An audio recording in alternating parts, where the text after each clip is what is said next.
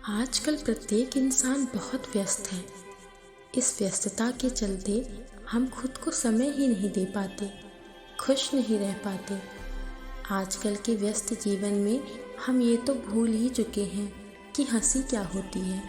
एक ऐसी कला जो सिर्फ हम इंसानों के पास है, वह है हमारी हंसी। लेकिन हम इसी को खोते जा रहे हैं। हम अपनी समस्याओं के चलते हंसना ही भूलते जा रहे हैं। हमारी हंसी भी एक औषधि ही है जो हमें स्वस्थ रखती है, परंतु हम इसका उपयोग ही नहीं करते। इसलिए हमें दिल खोल कर हंसना चाहिए, जिससे हम स्वयं को स्वस्थ रख सकें। आज जो कहानी मैं आपको सुनाने जा रही हूँ, उसके ज़रिए आप अपने जीवन में हंसने के महत्व को समझ पाएंगे। तो इससे पहले कि आप इस कहानी में खो जाएं, मेरे चैनल को सब्सक्राइब ज़रूर कर दें।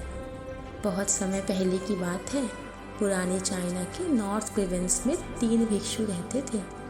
उनका नाम किसी को नहीं पता था, क्योंकि उन्होंने कभी किसी को अपने बारे में कुछ बताया ही नहीं था। उन्होंने कभी किसी बात का जवाब नहीं दिया, कभी किसी से बात नहीं की। चीन में उन्हें बस 3 हंसते भिक्षुओं के नाम से जाना जाता था। वे तीनों सिर्फ एक ही काम करते थे। एक गांव में प्रवेश करते, बाजार के बीचों बीच खड़े हो जाते और जोर जोर से हंसना शुरू कर देते। वे अपने पूरे अस्तित्व से हंसते।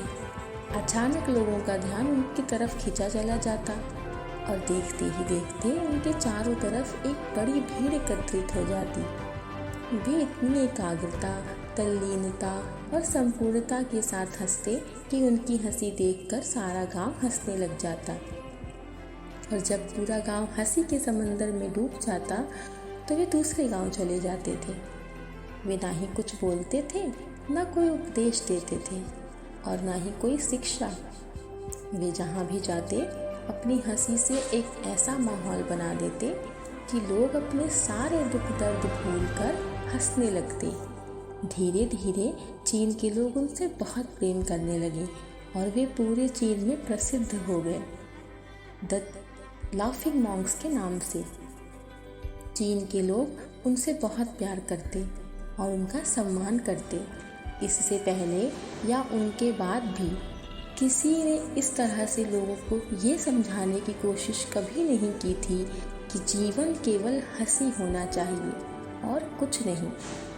वे विशेष रूप से किसी के ऊपर नहीं हंसते थे, वे बस हंसते थे, जैसे कि उन्होंने ब्रह्मांडीय मजाक को समझ लिया हो, जैसे कि उन्होंने ईश्वर के मजाक को समझ लिया हो।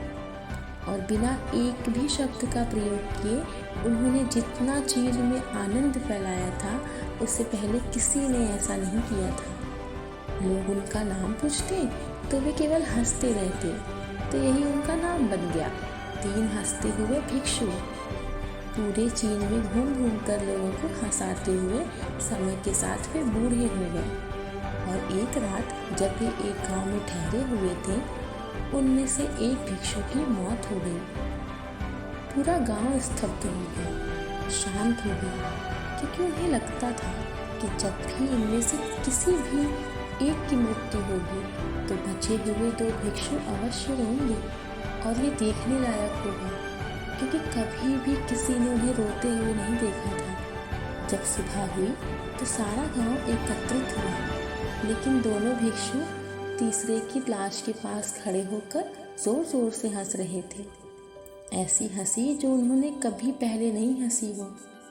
गांव के कुछ बड़े बुजुर्गों ने उन्हें समझाया कि ये आपका साथी था, लेकिन आप इसकी मृत्यु पर हंस रहे हैं, आपको ऐसा नहीं करना चाहिए। तब पहली बार उन भिक्षुओं ने लोगों से बात की कि हम हंस रहे हैं क्योंकि ये आदमी हमसे जीत गया। हम हमेशा सोचते थे कि हम में से पहले कौन मरेगा, पर इस आदमी ने पहले मरकर हमें हरा दिया। हम अपनी हार व इसकी जीत पर हंस रहे हैं। इसके बावजूद हम कई वर्षों तक साथ रहे। हमने एक दूसरे की मौजूदगी, उपस्थिति का एहसास किया है, तो इसे विदा करने का इससे अच्छा और कोई तरीका नहीं हो सकता। हम केवल हंस सकते हैं, परंतु पूरा गांव उदास था।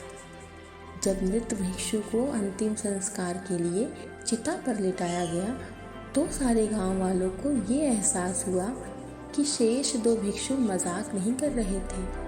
वह मृत भिक्षु जो चिता पर लेटा हुआ था, जो मृत था, वह भी हंस रहा था। चीन में एक प्रथा थी कि जब किसी इंसान की मृत्यु हो जाती थी तो उसके पुराने कपड़े उतारकर उसे नहला धुलाकर नए कपड़े पहना दिए जाते थे।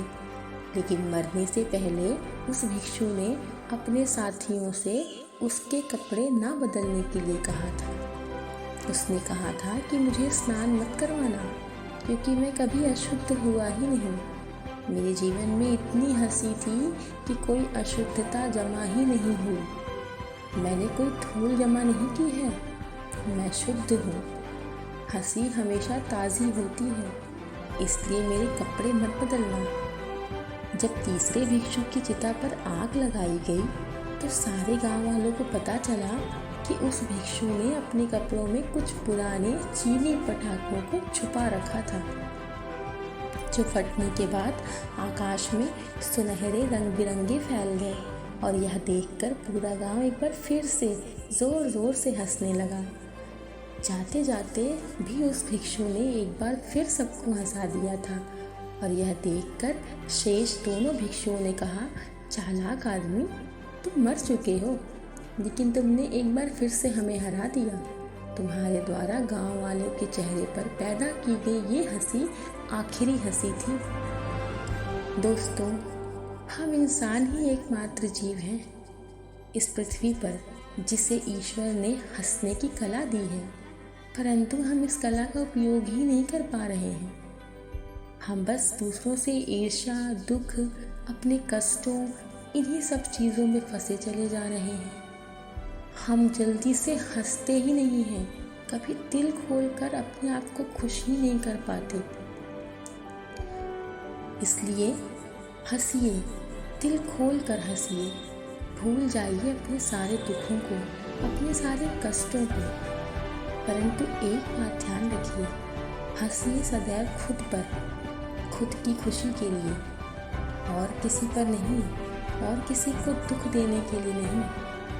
यकीन मानिए, आज के व्यस्त जीवन में ये एकमात्र साधन है जिससे आप 90% स्वस्थ रह सकते हैं, और वो है हम आपकी हंसी।